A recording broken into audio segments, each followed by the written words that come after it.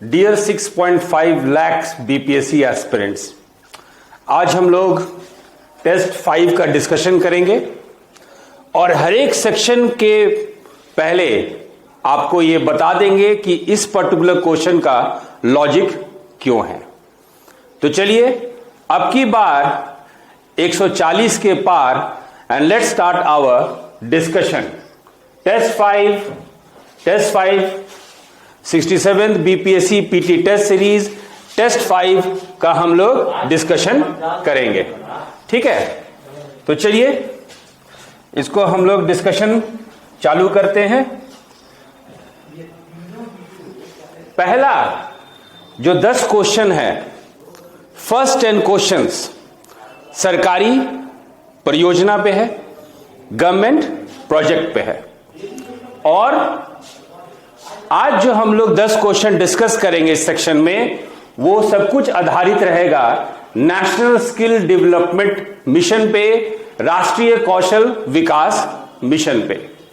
तो चलिए question number 1 हम लोग शुरू करते हैं। What is 3 R's? यानी एजुकेशन में, शिक्षा में क्वेश्चन होता है व्हाट इज 3 R's?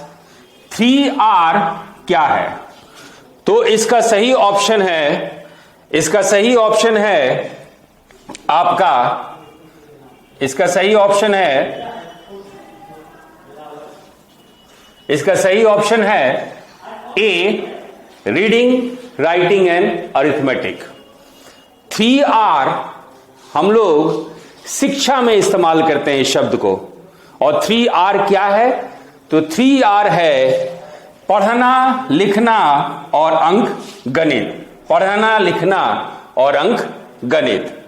चलिए क्वेश्चन नंबर हम लोग 2 पे चलते हैं। When was national skill development mission launched? हम लोग इंग्लिश और हिंदी दोनों में हम लोग बात करेंगे। तो when was national skill development mission launched? राष्ट्रीय कौशल विकास मिशन सब कब शुरू किया गया था? तो हम लोग जानते हैं कि 15 जुलाई को विश्व युवा कौशल दिवस मनाया जाता है। और हमारे देश के प्रधानमंत्री श्री नरेंद्र मोदी के द्वारा on 15th July 2015 on the eve of World Youth Skills Day, India में नेशनल स्किल डेवलपमेंट मिशन को शुरू किया गया था। It was launched on 15 July 2015।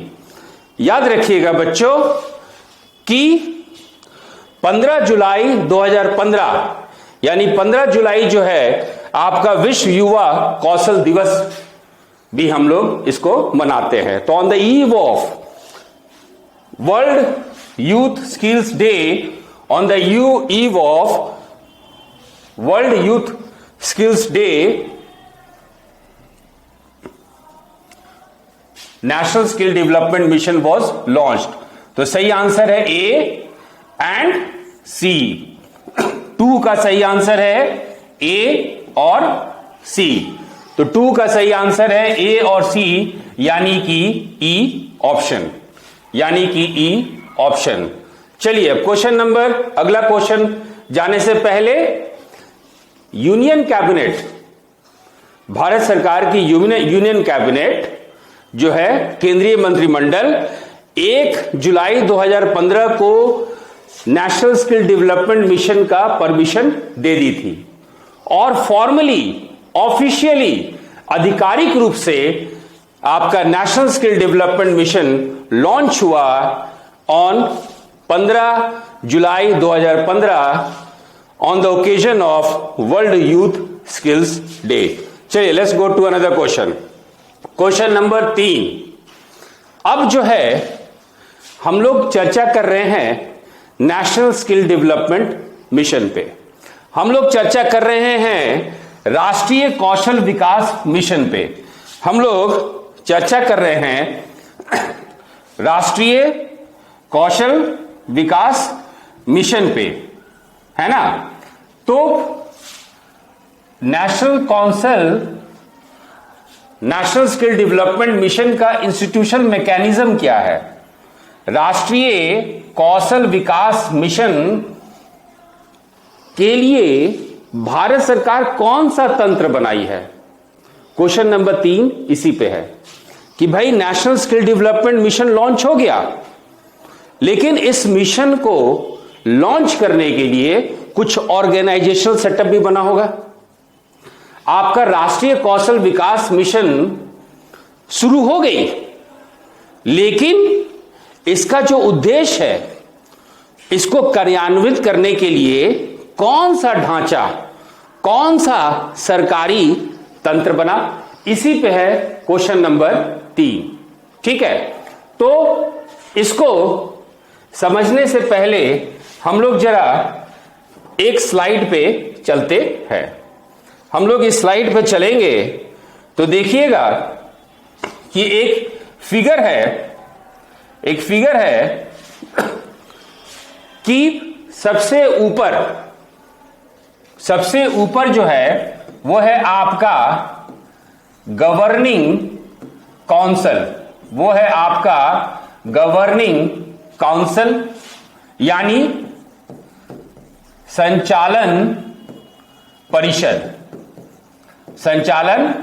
परिषद, जिसको कि हम लोग कहते हैं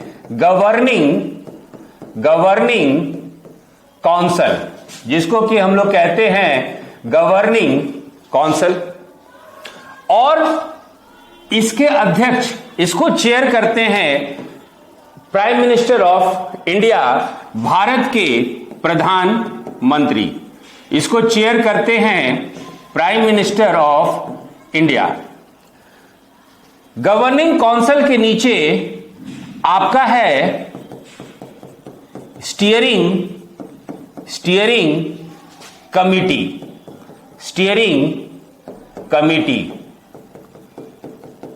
जिसको कि हिंदी में हम लोग कहते हैं संचालन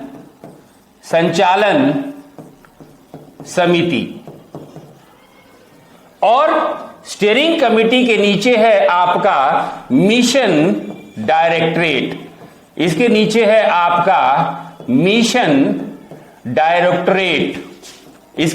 आपका मिशन डायरेक्टरेट, जिसको कि हम लोग मिशन निदेशालय हिंदी में कहते हैं। तो नेशनल स्किल डेवलपमेंट मिशन के लिए जो आपका ऑर्गेनाइजेशनल सेटअप बना है, उसको 3 लेयर में हम लोग उसको 3 स्तर में डिवाइड करते हैं। सबसे ऊपर है गवर्निंग काउंसिल, हिंदी में इसको कहते हैं संचालन परिषद, और इसका चेयरपर्सन भारत के प्रधानमंत्री होते हैं। Prime minister of India is the chairperson of your governing council. Governing council के नीचे स्टीयरिंग कमेटी होता है, हिंदी में कहते हैं संचालन समिति, और संचालन समिति के नीचे आपका मिशन डायरेक्टरेट यानी मिशन निदेशालय होता है। तो चलिए इस डिस्कशन के बाद हम लोग जो है फिर से हम लोग जो है क्वेश्चन पे चलते हैं। फिर से हम लोग क्वेश्चन नंबर 3 पे चलते हैं कि which of the following are the institutional mechanisms for achieving the national skill development mission. तो वो है आपका गवर्निंग काउंसिल, स्टीयरिंग कमिटी और mission directorate. So question number 3 का सही ऑप्शन है all the options. Question number 3 का सही ऑप्शन है D, all the options. Hindi में देखते हैं, हिंदी में हम लोग देखते हैं राष्ट्रीय कौशल विकास मिशन को प्राप्त करने के लिए निम्नलिखित में से कौन सा संस्थागत तंत्र है? संचालन समिति है, संचालन परिषद सबसे ऊपर, गवर्निंग काउंसिल या संचालन परिषद ये भी है, संचालन समिति है, स्टीयरिंग कमेटी है और मिशन निदेशालय है। तो क्वेश्चन नंबर 3 का सही ऑप्शन है डी। क्वेश्चन नंबर 3 का सही ऑप्शन है डी। तो चलिए अगले क्वेश्चन पे हम लोग चलते हैं। कि सबसे नीचे के स्तर पे मिशन डायरेक्टरेट है, यानी मिशन का निदेशालय जो है, यहां पे निदेशक बैठेंगे। तो मिशन निदेशालय नेशनल स्किल डेवलपमेंट मिशन के मिशन डायरेक्टरेट कैसे काम करेगा, कौन कौन अंग है मिशन डायरेक्टरेट का, इसी पे है question number 4। Which of the following institutions support the mission directorate national skill development mission. तो एक है, देखिए ये है आपका मिशन, ये है आपका, हम लोग चलते हैं इस पे मार्क कर देते हैं। सबसे ऊपर ये है आपका मिशन डायरेक्टरेट या मिशन निदेशालय। एक इसके अंग हैं नेशनल स्किल डेवलपमेंट एजेंसी, जिसको हिंदी में हम लोग कहते हैं राष्ट्रीय कौशल विकास एजेंसी, और इसका शॉर्ट फॉर्म ध्यान रखिए है NSDA। ठीक है, तो ए सही है, ए आपका सही है। दूसरा है नेशनल स्किल डेवलपमेंट कॉरपोरेशन, राष्ट्रीय कौशल विकास निगम, जिसको हम लोग NSDC कहते हैं, जिसको हम लोग NSDC कहते हैं। और तीसरा है आपका डायरेक्टरेट जनरल ऑफ ट्रेनिंग, यानी जहां पे ट्रेनिंग दिया जाएगा, प्रशिक्षण महानिदेशालय, जिसको कि हम लोग DGT कहते हैं। तो मिशन निदेशालय, मिशन डायरेक्टरेट के तहत कौन कौन काम करेगा, national skill development agency NSDA या राष्ट्रीय कौशल विकास एजेंसी हिंदी में कहते हैं, ये सही है आपका।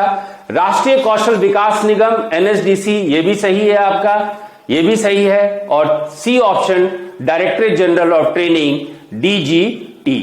तो क्वेश्चन नंबर 4 का सही ऑप्शन है, क्वेश्चन नंबर 4 का सही ऑप्शन है डी। क्वेश्चन नंबर 4 का सही ऑप्शन है डी। क्वेश्चन नंबर 4 का सही ऑप्शन है डी। अब जो है हम लोग जो है टेस्ट 5 का पहला जो 10 क्वेश्चन है वो नेशनल स्किल डेवलपमेंट मिशन पे है, राष्ट्रीय कौशल विकास मिशन पे है। ये सरकारी परियोजना गवर्नमेंट स्कीम प्रोजेक्ट के तहत ये क्वेश्चन बना है। अब सवाल ये उठता है कि हम लोग जो नेशनल स्किल डेवलपमेंट मिशन जो भी हम लोग पढ़े, जो हम लोग नेशनल स्किल डेवलपमेंट मिशन पे जो हम लोग डिस्कस किए, उस पे क्या क्या काम है, कुछ तो ये सब सेक्टर में कार्यान्वित करने के लिए, इंप्लीमेंट करने के लिए विलेज लेवल तक, गांव के लेवल तक कुछ तो स्ट्रक्चर चाहिए, और वो स्ट्रक्चर का क्या क्या काम है, what are the different works of national skill development mission. तो आपका जो नेशनल स्किल डेवलपमेंट मिशन, जिसको कि हम लोग राष्ट्रीय कौशल विकास मिशन है ना, राष्ट्रीय कौशल विकास मिशन, इसके उद्देश्य को प्राप्त करने के लिए क्या क्या किया जाता है। एक होता है इंस्टीट्यूशन ट्रेनिंग, संस्थागत प्रशिक्षण। याद रखिएगा, हम लोग बार बार कहते हैं बेरोजगारी, अनएम्प्लॉयमेंट, लेकिन हमारा जो ट्रेडिशनल एजुकेशन है, हम लोग हिस्ट्री पढ़ते हैं, ज्योग्राफी पढ़ते हैं, लेकिन कोई बिजली खराब हो जाए तो फ्यूज लगाने नहीं आता है, नाली में प्रॉब्लम आ जाए तो पाइप ठीक नहीं करना होता है। तो उसी तरह उद्योग जगत को बहुत सारा स्किल, कौशल की जरूरत होती है। इंडस्ट्री को it requires a large number of skills, जो कि ट्रेडिशनल कॉलेज सिस्टम प्रोवाइड नहीं कर पाता है। यही कारण है कि नेशनल स्किल डेवलपमेंट मिशन आपका अस्तित्व में आया। लेकिन इसमें करना क्या है? तो पहला काम करती है इंस्टीट्यूशनल ट्रेनिंग, यानी प्रशिक्षण, कौशल विकास में प्रशिक्षण। दूसरा है इंफ्रास्ट्रक्चर एंड कन्वर्जेंस, बुनियादी ढांचा और अभिसरण। कहने का मतलब कि state, Bihar state, UP state, Haryana, Kerala, Karnataka, वहां पे अलग अलग कौशल की जरूरत है। उद्योग में अलग अलग कौशल की जरूरत है। पूरे देश के आधार पे अलग अलग स्किल्स की जरूरत है। तो एक समग्र स्किल बनाना और जैसे जैसे रिक्वायरमेंट है उस तरह से उस रिक्वायरमेंट को फुलफिल करना, ताकि बेरोजगारी की समस्या, अनएम्प्लॉयमेंट की समस्या खत्म हो जाए। तो दूसरा ऑप्शन जो है बुनियादी ढांचा और अभिसरण भी है। और बी, ट्रेनिंग इस तरह से दिया जाए, प्रशिक्षण इस तरह से दिया जाए कि वो जिंदगी भर उसके पास वो कौशल रहे और उस कौशल के आधार पर सतत विकास हो, सस्टेनेबल डेवलपमेंट हो। और पब्लिक इंफ्रास्ट्रक्चर, यानी जो भी ढांचागत संस्थान की जरूरत है, जो भी एजुकेशन की जरूरत है, वो नेशनल स्किल डेवलपमेंट मिशन से वो पूरा किया जाए। तो question number 5, which of the following are building blocks for achieving overall objectives of the national skill development mission? तो institutional training, infrastructure and convergence is correct. Trainers, overseas employment and sustainable livelihoods, यानी इस तरह का skill, कौशल आप में भर दिया जाए कि सतत विकास हो आपका, भारत में ही नहीं, भारत के बाहर, overseas. Leveraging public infrastructure, institutions, training institutions, ये सब कुछ मुहैया कराना है। तो 5 का सही ऑप्शन है डी।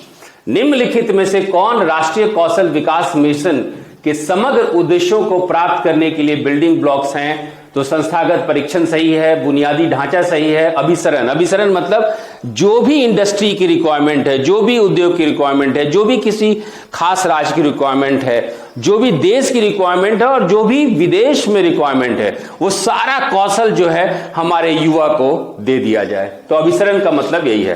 प्रशिक्षक, सार्वजनिक बुनियादी ढांचे का लाभ उठाना, सभी ढांचागत संस्था बनाना, ये सब जो है नेशनल स्किल डेवलपमेंट मिशन में आता है। तो 5 का सही ऑप्शन है डी। 5 का सही ऑप्शन है डी। चलिए अब हम लोग अगले क्वेश्चन पे चलते हैं, क्वेश्चन नंबर 6 पे। क्वेश्चन नंबर हम लोग 6 पे चलते हैं।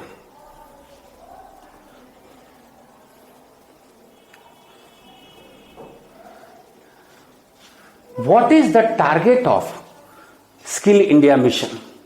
स्किल इंडिया मिशन जो लॉन्च हुआ है 15 जुलाई 2015 को, उसका टारगेट क्या है? व्हाट इज द उद्देश्य? स्किल इंडिया मिशन का लक्ष्य क्या है? स्किल इंडिया मिशन का लक्ष्य क्या है? तो स्किल इंडिया मिशन का लक्ष्य है कि 2022 तक भारत में 40 करोड़ से अधिक लोगों को विभिन्न कौशल में प्रशिक्षित करना। The target of Skill India mission is to train over 40 crore people in India in different skills by 2022. तो 6 का सही ऑप्शन है ए। 6 का सही ऑप्शन है ए। चलिए अब हम लोग चलते हैं अगले क्वेश्चन पे। अब हम लोग अगले क्वेश्चन पे चलते हैं। Who chairs the national skill development mission? तो जैसा हम लोग पहले ही बात कर चुके थे कि prime minister of India chairs the national skill development mission. राष्ट्रीय कौशल विकास मिशन की अध्यक्षता कौन करता है? तो वो भारत के प्रधानमंत्री। तो 7 का सही ऑप्शन है ए। 7 का सही ऑप्शन है ए। चलिए अगला क्वेश्चन हम लोग चलते हैं। Which of the following is the nature of national skill development corporation? अब हम लोग बात कर रहे हैं नेशनल स्किल डेवलपमेंट मिशन के तहत एक आपका संस्था है जिसको कि हम लोग कहते हैं नेशनल स्किल डेवलपमेंट कॉरपोरेशन। ये हम लोग पहले शुरू में ही डिस्कस कर चुके थे, नेशनल स्किल डेवलपमेंट कॉरपोरेशन। ये नेशनल स्किल डेवलपमेंट कॉरपोरेशन या राष्ट्रीय कौशल विकास निगम क्या है, कैसा संस्था है वो, उसी पे आपका क्वेश्चन नंबर 8 है। Not for profit public limited company, ये गैर लाभकारी, इसका उद्देश्य लाभ नहीं है, और ये पब्लिक लिमिटेड कंपनी है, ये आपका पब्लिक लिमिटेड कंपनी है, तो 8 का ए सही है। पब्लिक प्राइवेट पार्टनरशिप मॉडल, इसमें सार्वजनिक निजी भागीदारी मॉडल है, यानी निजी क्षेत्र भी, निजी कंपनी भी भारत सरकार के साथ या राज्य सरकार के साथ मिलकर भारत के युवाओं के कौशल को विकास करेगी। तो ये पीपीपी मॉडल पे ये चलता है, ये पीपी मॉडल पे चलता है। यदि बी सही है, यदि बी सही है तो भारत सरकार का इस एनएसडीसी में कितना शेयर है, तो वो है आपका 49%। तो गवर्नमेंट ऑफ इंडिया का 49% है, भारत सरकार का शेयर पूंजी का 49% हिस्सा है। यदि ये है तो बाकी 51%, 51% ये है आपका प्राइवेट कंपनी का। तो क्वेश्चन नंबर 8 का सही ऑप्शन है 8ABCD इज इक्वल टू ई। तो चलिए क्वेश्चन नंबर 9 पे हम लोग चलते हैं। सेक्टर स्किल काउंसिल एक कॉन्सेप्ट है सेक्टर स्किल काउंसिल, जो कि हम लोग को जानना चाहिए। यह सेक्टर स्किल काउंसिल क्या है? सेक्टर स्किल काउंसिल को हिंदी में हम लोग कहते हैं कौशल परिषद। यह कौशल परिषद क्या है? मान लीजिए कोई कंपनी है, कार बनाती है, वहां पे अलग कौशल की जरूरत है। कोई कंपनी हवाई जहाज बनाती है तो वहां अलग स्किल्स कौशल की जरूरत है। कोई कंपनी रोड बनाती है, सड़क का निर्माण करती है, वहां अलग कौशल की जरूरत है। तो ये सब जो है क्षेत्र के, ये सब उपक्षेत्र हैं। तो इसी उपक्षेत्र को कौशल, इस उपक्षेत्र में कौशल के विकास के लिए, इस सब सेक्टर में स्किल के डेवलपमेंट के लिए बना आपका सेक्टर स्किल काउंसिल, बना आपका कौशल परिषद। क्वेश्चन ये नहीं पूछा जा रहा है, क्वेश्चन ये पूछा जा रहा है कि भारत में जो सेक्टर स्किल काउंसिल बना है नेशनल स्किल डेवलपमेंट मिशन के तहत, वो किस नीति से बना है? निम्न में से कौन कौशल परिषदों की गठन की सिफारिश की थी? तो वो है national policy on skill development and entrepreneurship 2015। वो है आपका कौशल विकास और उद्यमिता पर राष्ट्रीय नीति 2015। तो 9 का सही ऑप्शन है बी। 9 का सही ऑप्शन है बी। अब हम लोग बात करते हैं 10वां क्वेश्चन का। लॉजिक ये है कि कौशल, अब देखिए, this is a big irony कि हम लोग को ज्ञान चाहिए, हम लोग को स्किल्स चाहिए, बट प्रॉपर सर्टिफिकेट के साथ। तो ये सर्टिफिकेट कि भाई तुम ट्रेनिंग किए 6 महीने का, तुम ट्रेनिंग किए 1 साल का तो तुमको डिप्लोमा मिलेगा, तुम ट्रेनिंग किए 3 साल का तो तुमको ग्रेजुएशन का डिग्री मिलेगा। तो कौशल विकास के साथ हम लोग को सर्टिफिकेट भी चाहिए। ये सर्टिफिकेट कौन देगा? उसी पे है क्वेश्चन नंबर 10। ये सर्टिफिकेट देगा कौन? तो वो है आपका क्वेश्चन नंबर 10। इसी पे है कि what is national skill qualification framework, राष्ट्रीय कौशल अर्हता ढांचा क्या है? तो भाई जो जिस तरह का आप ट्रेनिंग करेंगे उसके लिए आपको एक सर्टिफिकेट दिया जाएगा। तो यही काम है नेशनल स्किल क्वालिफिकेशन फ्रेमवर्क का, या राष्ट्रीय कौशल अर्हता ढांचा का, जिसको कि हम लोग NSQF QF के नाम से जानते हैं। तो ये क्या करता है? Organizes qualification according to a series of levels of knowledge, skills and aptitude. ये आपको सर्टिफिकेट देगा नेशनल स्किल डेवलपमेंट मिशन के तहत। ये ज्ञान, कौशल और योग्यता के स्तर पे एक श्रृंखला के अनुसार योग्यता का आयोजन करता है, ये एग्जाम कंडक्ट करता है और आपको ये सर्टिफिकेट ये देता है। तो क्वेश्चन नंबर 10 का सही ऑप्शन है बी। क्वेश्चन नंबर 10 का सही ऑप्शन है बी। चलिए अब हम लोग जो है नेक्स्ट सीरीज में बात करते हैं। पुराने, इससे पहले के टेस्ट सीरीज में हम लोग प्री हिस्ट्री, प्राग इतिहास में नवपाषाण युग का बात किए थे, न्यूलिथिक एज की बात किए थे, न्यूलिथिक रेवोल्यूशन, नवपाषाण संस्कृति की बात किए थे कि पूरे विश्व स्तर पे, वर्ल्ड लेवल पे, इंडिया लेवल पे कौन कौन सा उदाहरण है और क्या क्या हम लोग को देखने मिलता है। टेस्ट सीरीज 5 में हम लोग न्यूलिथिक यानी नवपाषाण का अंतिम 8 क्वेश्चन करेंगे। इसके बाद whole neolithic revolution will be complete as far as India is concerned. और 2 क्वेश्चन हम लोग चालकोलिथिक या ताम्रपाषाण युग का लेंगे।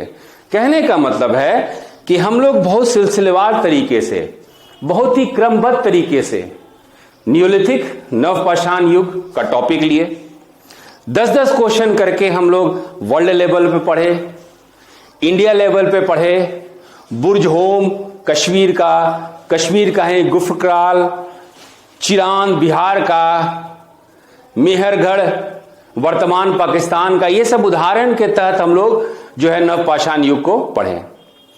आज हम लोग नवपाषाण युग दक्षिण भारत में देखेंगे।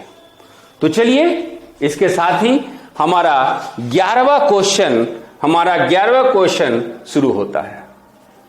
From which place in Assam and north east region small polished neolithic stone axes have been found. देखिए नवपाषाण युग, जैसा कि हम लोग पहले टेस्ट सीरीज में डिस्कस कर चुके थे, नवपाषाण युग में क्या था? पॉलिश्ड स्टोन मिलता था, पॉलिश्ड एक्सेस मिलता था, है ना। परिष्कृत आपको जो है पाषाण का उपकरण मिलता था, पत्थरों का बना हुआ उपकरण बहुत ही प्रशिक्षित रहता था, बहुत पॉलिश्ड किया रहता था। अब क्वेश्चन ये है कि ये जो न्यूलिथिक स्टोन जो है, ये जो नवपाषाण पत्थर है, ये हम लोग को नॉर्थ ईस्ट इंडिया यानी पूर्वोत्तर भारत में या असम में कहां कहां मिला है। तो इस क्वेश्चन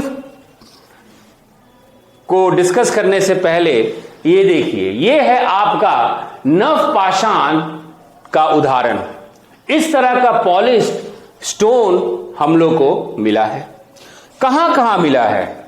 यदि हम लोग पूर्वोत्तर भारत की बात करते हैं तो कहां कहां मिला है? तो आप देखिए, ये जो स्लाइड देख रहे हैं, ये नॉर्थ ईस्ट इंडिया का, असम का ये मैप है, ठीक है। अब इसमें देखिए, इसमें ये जो व्हाइट पोर्शन देख रहे हैं, ये जो व्हाइट पोर्शन आप देख रहे हैं, ये है आपका असम, ये है आपका असम, ठीक है। और यहीं पे आपको ये लाल जो भाग देख रहे हैं, ये है आपका कोचर हिल्स, यानी असम में ये कोचर पहाड़ है। तो यहां पे हम लोग को मिला है। चलिए आगे देखते हैं। आप देखिए कि उसी तरह ये है मेघालय, ये है आपका मेघालय। तो मेघालय में हम लोग को मिला है। मेघालय में हम लोग को कहां मिला है भाई? मेघालय में तो गारो हिल्स में। तो मेघालय में कहां मिला है हम लोग को? गारो हिल्स में। तो मेघालय के गारो पहाड़ में हम लोग को मिला है। उसी तरह हम लोगों को नागालैंड में याद रखिएगा, नागालैंड में एक पहाड़ है जिसको कि हम लोग नागा पहाड़ कहते हैं, जिसको कि हम लोग नागा पहाड़ कहते हैं। ये है आपका नागा हिल्स या नागा पहाड़। ये म्यांमार के साथ, ये म्यांमार के साथ ये सीमा बनाता है। और इसी नागा हिल्स में, इसी नागा पहाड़ में, इसी नागा हिल्स में हम लोगों को नियोलिथिक उपकरणों का हम लोग को जो है उदाहरण मिला है। तो चलिए क्वेश्चन नंबर 11 उसी के आधार पे हम लोग करते हैं। From which place in Assam and north east region small polish neolithic stone axes have been found. Neolithic stone axes, फिर सुनिए, असम और उत्तर पूर्वी क्षेत्रों में किन स्थानों से छोटे पॉलिश किए गए नवपाषाण कालीन पाषाण कुल्हाड़ियां मिली हैं। अब ये नवपाषाण जो कुल्हाड़ी आपका इस तरह से दिखता था, इस तरह का पत्थर हम लोग को कहां मिला है, इसी पे ये क्वेश्चन है। तो कोचर पहाड़ में मिला, हम लोग डिस्कस किए। गारो हिल्स मेघालय में मिला, हम लोग डिस्कस किए। नागा पहाड़ नागालैंड में मिला, हम लोग डिस्कस किए। तो सही ऑप्शन है 11 का डी। ऑल द ऑप्शंस, 11 का सही ऑप्शन है डी। तो 11 का सही ऑप्शन है बच्चों आपका डी। चलिए अब हम लोग क्वेश्चन नंबर 12 करते हैं। Where in north east India we have found shouldered celts, है ना। उत्तर पूर्वी भारत में हम कच्चे तार या टोकरी से चिन्हित मिट्टी के बर्तनों से जुड़ी कंधे वाले सेल्ट। अब जो है, अब देखिए इसमें एक टेक्निकल पॉइंट है, और वो है सेल्ट। ये है celt. What do we mean by celts? यदि आप पुराना टेस्ट सीरीज का डिस्कशन ध्यान से सुने होंगे तो जिस पत्थर के औजार में हैंडल होता है उसको हम लोग कहते हैं अंग्रेजी और हिंदी दोनों में सेल्ट। अब जो है क्वेश्चन आपका है कि वो सेल्ट आपको मिला कहां। ये सेल्ट क्या है कि जो पत्थर का औजार जिसमें हैंडल है उसको कहते हैं हम लोग सेल्ट। तो सेल्ट का एक बार फोटो देखिए, ये देखिए, ये है आपका सेल्ट, ये है इसका हैंडल, इस उपकरण का है ये हैंडल, है ना। और इसके साथ साथ एक और चीज देखिए, इसको देखिए, ये आपको टोकरी जैसा लग रहा है। Is it looking like a basket? ये टोकरी जैसा लग रहा है। तो ये टोकरी जैसा, ये बास्केट जैसा अवशेष और आपका ये सेल्ट उत्तर पूर्वी भारत में, नॉर्थ ईस्ट इंडिया में कहां मिला, यही है आपका अगला question. So where in north east India we have found shouldered celts. हम लोग उत्तर पूर्वी भारत में जो है सेल्ट और टोकरी जैसी चिन्हित मिट्टी के अवशेष आपको कहां मिले हैं? वो मिला है सरू तारू नियर गुवाहाटी। गुवाहाटी के पास सरू तारू में, गुवाहाटी के पास सरू तारू में। तो क्वेश्चन नंबर 12 का सही ऑप्शन है डी, सारू तारू नियर गुवाहाटी, गुवाहाटी के पास सरू तारू में। तो 12 का सही ऑप्शन है डी, 12 का सही ऑप्शन है डी। चलिए अगला क्वेश्चन हम लोग चलते हैं अगले क्वेश्चन पे। क्वेश्चन नंबर 13 देखिए बच्चों, ये क्वेश्चन जो है आपके नॉलेज के लिए है, ये क्वेश्चन आपके नॉलेज के लिए है, ये क्वेश्चन आपके ज्ञान के लिए है। अपने नोट्स में इसको बना लीजिए कि दक्षिण भारत में, साउथ इंडिया में नवपाषाण का स्थल कहां कहां है?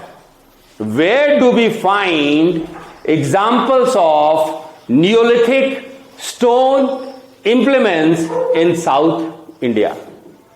इसका नोट्स बना लीजिए, कहां कहां है। तो पहले हम लोग चलते हैं आंध्र प्रदेश में, पहले हम लोग चलते हैं आंध्र प्रदेश में। कोडेकल, उटनूर, नगतजुनिकोंडा, अपलावोए। हिंदी में कोडेकल, उटनूर, नगाजुनिकोंडा और पलावोए, ये आपका आंध्र प्रदेश का स्थल है। उसी तरह कर्नाटक चलिए, टेकलाकोटा, मास्की, टी नरसीपुर, संगनकलू, हलूर और ब्रह्मगिरी। कहां पे? कर्नाटक में। तो कर्नाटक में टेक्कलकोटा, मस्की, टी नरसीपुर, संगनकल्लू, हल्लूर और ब्रह्मगिरी। तमिलनाडु में पय्यमपली, इन तमिलनाडु, तमिलनाडु में पय्यमपली। हम आपके जगह होते तो एक रजिस्टर में ये नोट्स बना लेते कि साउथ इंडिया में नियोलिथिक साइट्स कहां कहां है, नवपाषाण का हम लोगों को कहां कहां उदाहरण मिलता है। तो 13 का सही ऑप्शन है डी, ऑल द ऑप्शंस, सभी विकल्प। 13 का सही ऑप्शन है डी, ऑल द ऑप्शंस। अब हम लोग चलते हैं क्वेश्चन नंबर 14 पे। What is the date for southern neolithic age? दक्षिण भारत में नवपाषाण युग का समय क्या है? क्या समय है बच्चों? तो वो समय है आपका बी ऑप्शन, वो समय है आपका बी ऑप्शन, यानी कि इंग्लिश में बिटवीन 2600 एंड 800 BC, 2600 और 800 ईसा पूर्व के बीच। तो 14 का सही ऑप्शन है बी, 14 का सही ऑप्शन है बी। चलिए क्वेश्चन नंबर 15, क्वेश्चन नंबर 15। अब देखिए, अब हम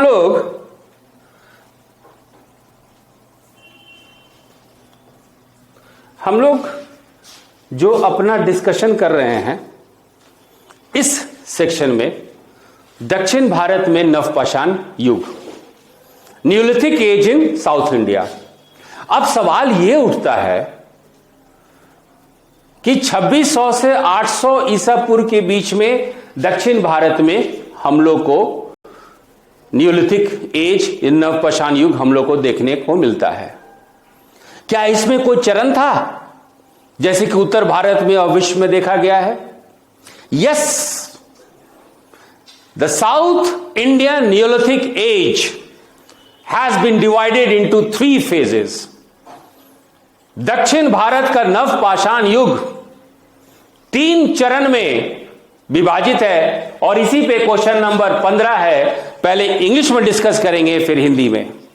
so let's see question number 15, Neolithic phase in south India. Phase 1 में हम लोग को क्या मिलता है? कोई भी मेटल्स हम लोग को नहीं मिला है यहां पे, because it is a stone age. Phase 2 में क्या मिलता है? तो tools of copper and bronze age. And phase 3 में हम लोग iron found at some places. देखिए, neolithic is a stone age, but in stage 2 in South India we get examples of copper and bronze, and in stage 3 we get example of iron।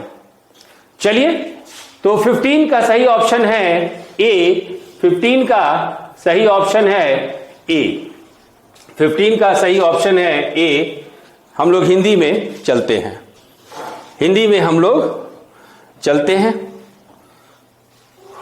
तो हिंदी में भी वही है कि दक्षिण भारत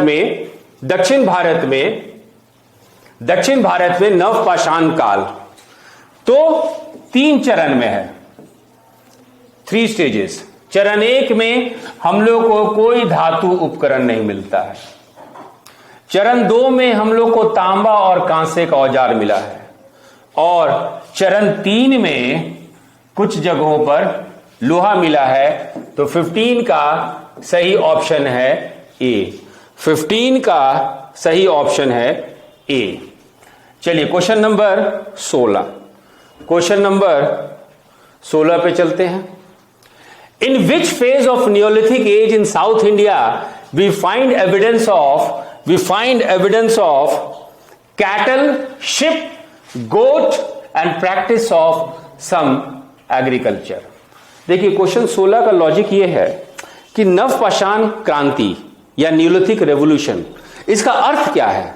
इसका मतलब ये है कि यहां पे एग्रीकल्चर, कृषि तो चालू हुआ ही। नंबर 2, डोमेस्टिकेशन ऑफ एनिमल्स, जानवरों को पालतू बनाया गया। और रहने के लिए चूंकि कृषि है तो जो घुमंतु जाती थी एक जगह रहने के लिए, यानी घर, तो जब तक घर ना मिले, जब तक पालतू जानवर ना मिले और जब तक कृषि का साक्ष्य ना मिले, वो नवपाषाण युग कहला ही नहीं सकता। We can not call it neolithic revolution. तो इसी पे क्वेश्चन नंबर 16 है कि कौन से फेज में, यदि हम लोग साउथ इंडियन न्यूलिथिक एज बात करें तो किस फेज में हम लोग को कैटल, शिप, गोट और एग्रीकल्चर का मिला है उदाहरण। यदि दक्षिण भारत में नवपाषाण युग की बात करें तो किस चरण में हमें मवेशी मिले हैं, भेड़ निकले हैं और बकरी मिले हैं और कुछ कृषि के अभ्यास के प्रमाण मिले हैं। तो वो है फेज 2, वो है आपका चरण 2। तो 16 का सही ऑप्शन है बी। 16 का सही ऑप्शन है बी। चलिए अब हम लोग क्वेश्चन नंबर 17 पर चलते हैं। What were grown in South India Neolithic agriculture? यदि हम लोग नवपाषाण यानी कृषि, तो दक्षिण भारत में नवपाषाण कृषि में कौन कौन से फसल का हम लोग को साक्ष्य मिला है, और यही है आपका क्वेश्चन नंबर 17। तो हॉर्स ग्राम मिला है। यस, हॉर्स ग्राम को हिंदी में हम लोग बोलते हैं कुल्थी की दाल। आपको हम फोटो दिखा देंगे कुल्थी की दाल होता क्या है। मिलेट मिला है, बाजरा मिला है, रागी मिला है, रागी भी मिला है। तो 17 का सही ऑप्शन है ए, बी और सी, यानी हॉर्स ग्राम यानी कुल्थी की दाल मिली है, मिलेट बाजरा मिला है और रागी मिला है। राइस नहीं मिला है, चावल नहीं मिला है, भात नहीं मिला है। ठीक है, तो अब आपको हम जो है कुल्थी की दाल, ये है हॉर्स ग्राम, इसको देख लीजिए। हॉर्स ग्राम हम लोग को साउथ इंडिया में ये मिला है। ठीक है, चलिए अब हम लोग चलते हैं क्वेश्चन नंबर 18 पे। क्वेश्चन नंबर 18 पे चलते हैं। मिट्टी के बर्तन मिले हैं, दक्षिण भारत में मिट्टी के बर्तन मिले हैं। पॉटरी हैव बीन फाउंड, घड़ा, कुल्हाड़ी सब मिला है। भाई अनाज रखेंगे कहां, तो उसके लिए बर्तन चाहिए ना। अब ये बताइए कि क्वेश्चन नंबर 18 ये पूछा जा रहा है कि which of the following are correct about neolithic phase 2 in south India. Hand, जो पॉटरी मिला था हैंडमेड था? यस, हैंडमेड था। व्हील मेड था। और वैटल एंड डॉग हाउसेस मतलब आज भी गांव में देखते होंगे पुआल का घर।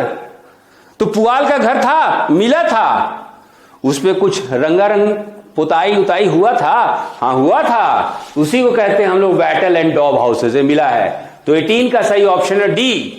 दक्षिण भारत में नवपाषाण चरण 2 के बारे में निम्नलिखित में से कौन सा सही है? हाथ से बने मिट्टी के बर्तन मिला था? यस, मिला था। पहिए से बने मिट्टी के बर्तन मिले थे। मवेशी मिले थे। पुताई किए हुए घर मिले थे, सब मिले थे।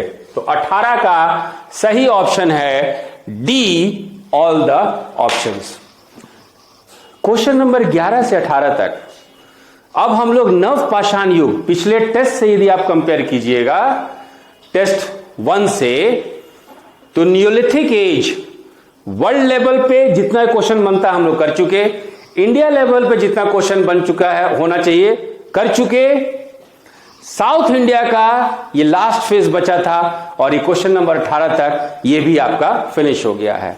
लेकिन हम लोग कोशिश कर रहे हैं कि हर एक सेक्शन से 10-10 क्वेश्चन हो, तो 2 क्वेश्चन जो है चालकोलिथिक एज पे हम लोग चलते हैं, ताम्रपाषाण युग पे हम लोग चलते हैं, है ना। तो चलिए ताम्रपाषाण युग पे पहले हम लोग क्वेश्चन लेते हैं।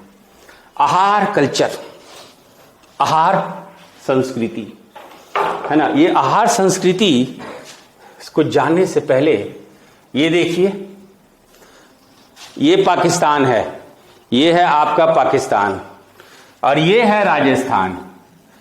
राजस्थान में ये जो देख रहे हैं गुलाबी, ये गुलाबी जगह यही है आपका आहार, इसी को कहते हैं हम लोग आहार, ठीक है। तो आहार कल्चर को हम लोग आहार कल्चर को इंग्लिश में हम लोग इसको AHA कहते हैं, हिंदी में हम लोग इसको लिखते हैं आहड़, ठीक है। इसको हम लोग बानस कल्चर भी कहते हैं, इसको हम लोग बानस कल्चर भी कहते हैं, हिंदी में इसको हम लोग कहते हैं बनास, हिंदी में कहते हैं बनास। इसका समय क्या है? 3000 BC से लेके 1500 BC, यानी 3000 ईसा पूर्व से लेके 1500 ईसा पूर्व तक। यहां पे क्या मिला है हम लोग को? यहां पे हम लोग को क्या मिला है? तो यहां पे हम लोग यदि फसल की बात करें, यहां पे फसल की बात करें, तो यहां पे हम लोग को गेहूं, यहां पे हम लोग को गेहूं, वीट और जौ मिला है, बार्ली मिला है। और यहां पे अरावली क्षेत्र का कॉपर का जो माइनिंग एरिया है, इसके नजदीक था। तो फिलहाल आहार के बारे में इतना ही जानिए। चलिए क्वेश्चन नंबर 19, वेयर इज आहार कल्चर सिचुएटेड? आहार संस्कृति कहां स्थित है? तो वो है आपके राजस्थान में, वो है आपके राजस्थान में। सो 19 का सही ऑप्शन है ए, 19 का सही ऑप्शन है ए, आहार आपके राजस्थान में स्थित है। Question number 20, to which culture did Ahar belong to? यदि आहार संस्कृति को हम लोग यदि कोई प्राग इतिहास में पाषाण या लौह युग या कौन सा धातु युग बोलेंगे, तो किस युग में हम लोग आहार संस्कृति को रखते हैं? याद कीजिए, ये ध्यान रखिएगा कि Ahar culture is contemporary and neighbour of Indus valley civilisation. Harappa संस्कृति का ये समकालीन भी था और पड़ोसी संस्कृति भी था। इस बात को इंपॉर्टेंट है, इस बात को याद रखिएगा। क्वेश्चन नंबर 20 ये पूछा जा रहा है कि do which culture did Ahar belong to? तो it belong to chalcolithic culture, ये ताम्रपाषाण संस्कृति से ये जुड़ा हुआ है। तो ये आपका प्री हिस्ट्री, प्राग इतिहास इंडिया लेवल पे कंप्लीट होता है। अब हम लोग थोड़ा सा बिहार देख ले, थोड़ा सा अब हम लोग बिहार देख ले, है ना। सो बिहार जो हम लोग देखेंगे, तो हम लोग 600 BC टू 325 BC देखेंगे। यानी बिहार में आपका जनपद काल से लेके मौर्य एज तक, फ्रॉम महाजनपद टू मौर्य एज में जो भी सामाजिक स्थिति थी, जो भी सोशल कंडीशन था, उसी को हम लोग इस सेक्शन में डिस्कस करेंगे, इस सेक्शन में डिस्कस करेंगे। तो चलिए हम लोग डिस्कस करने से पहले क्वेश्चन नंबर 21 को जरा पढ़िए। क्वेश्चन नंबर 21 को हम लोग को पढ़ना है। Which of the following is correct for the period between 600 and 325 BC in ancient Bihar? Question है 600 to 325 बीसी में बिहार का सोशल कंडीशन क्या था? Non vegetarian diet was popular during this period. क्या यहां के लोग मांसाहारी, बिहार के लोग मांसाहारी भोजन के शौकीन थे? Yes, non vegetarian diet was popular. लेकिन यहां तो बौद्ध धर्म था, फिर लोग मांस कैसे खाते थे? भैया गौतम बुद्ध बोले थे जानवरों की हत्या मत करो, लेकिन ये कभी नहीं कहता कि मांस मत खाओ। So Buddha prohibited only killing of animals and not meat eating. ये भी सही है। The Brahmins are described in the Buddhist text as enjoying non vegetarian diet on occasions like sacrifices and shraddha ceremony. इस समय के बुद्धिस्ट स्रोत से हम लोग को यह मालूम चलता है कि ब्राह्मण नॉनवेज फूड खाते थे, यज्ञ में भी खाते थे और श्राद्ध में भी कहते थे। तो 21 का सही ऑप्शन है डी। 21 का सही ऑप्शन है डी, ऑल द ऑप्शंस। प्राचीन, हिंदी में चलते हैं। प्राचीन बिहार में 600 और 325 ईसा पूर्व के बीच की अवधि के लिए निम्नलिखित में से कौन सा सही है? इस अवधि के दौरान मांसाहारी भोजन लोकप्रिय था। बुद्ध ने केवल जानवरों की हत्या पर रोक लगाई थी, मांस खाने को नहीं। यह भी सही है। बौद्ध ग्रंथों में ब्राह्मणों को बलिदान या यज्ञ या श्राद्ध समारोह जैसे अवसरों पे मांसाहारी भोजन का आनंद लेने के रूप में वर्णित किया गया है। यह भी सही है। तो क्वेश्चन नंबर 21 का सही ऑप्शन है डी। क्वेश्चन नंबर 21 का सही ऑप्शन है आपका डी। चलिए क्वेश्चन नंबर हम लोग 22 पे चलते हैं। Which of the following is a dharma sutra text from the Taittiriya school of Krishna Yajurveda? जरा इसको देखा जाए। कृष्ण यजुर्वेद में एक शाखा है जिसको हम लोग तैत्तिरीय ब्राह्मण कहते हैं। कृष्ण यजुर्वेद में एक शाखा है जिसको हम लोग तैत्तिरीय ब्राह्मण कहते हैं। और इस तैत्तिरीय ब्राह्मण में 3 धर्म सूत्र हैं।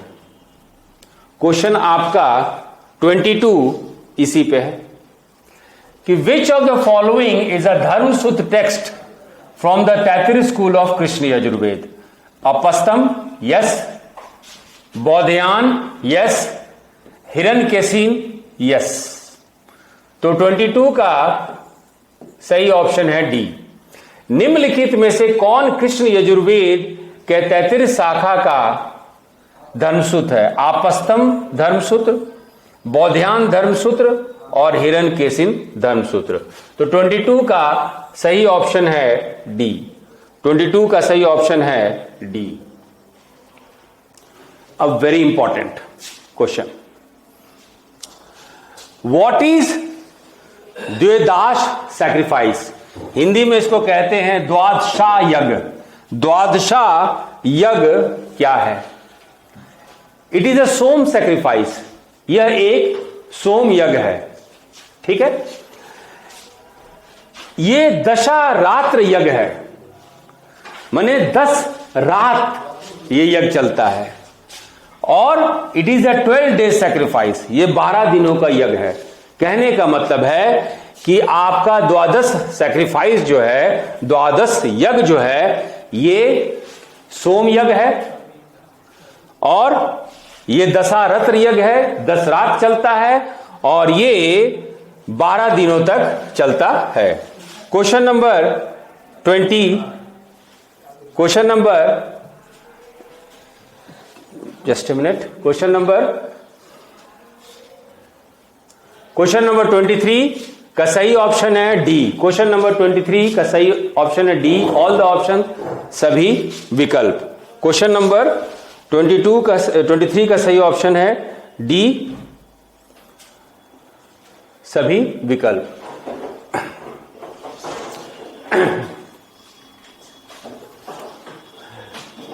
25 इस सेशन में क्वेश्चन नंबर 25 तक हम लोग कंप्लीट करते हैं। इस सेशन में क्वेश्चन नंबर 25 तक हम लोग where do we find the mention of dvadasha sacrifice, द्वादश यज्ञ का उल्लेख हमें कहां मिलता है। क्वेश्चन का मतलब है कि द्वादश यज्ञ जो करेंगे उसका क्या क्या प्रक्रिया है, ये प्रोसेस कहां दिया हुआ है। तो ये प्रोसेस दिया हुआ है ऋग्वेद के ऐतर ब्राह्मण और कौशिकी ब्राह्मण में। क्वेश्चन नंबर 24 ये पूछ रहा है कि हम लोग जो है द्वादश यज्ञ करेंगे, बट ये द्वादश यज्ञ जो करेंगे इसका प्रोसेस कहां दिया हुआ है। तो इसका प्रोसेस दिया हुआ है ऋग्वेद के ऐतर ब्राह्मण में और कौशिकी ब्राह्मण में। इसका विधि दिया गया है ऋग्वेद के ऐतर ब्राह्मण में और कौशिकी ब्राह्मण में। तो 24 का सही ऑप्शन ए, बी और सी, ए, बी और सी। चलिए इस सेशन का हम लोग लास्ट क्वेश्चन, टोटल क्वेश्चन आपका 150 है, लेकिन क्वेश्चन जो है क्वेश्चन नंबर 25 से हम लोग इस सेशन को जो है एंड करते हैं। इस सेशन को हम लोग क्वेश्चन नंबर 25 से एंड करते हैं।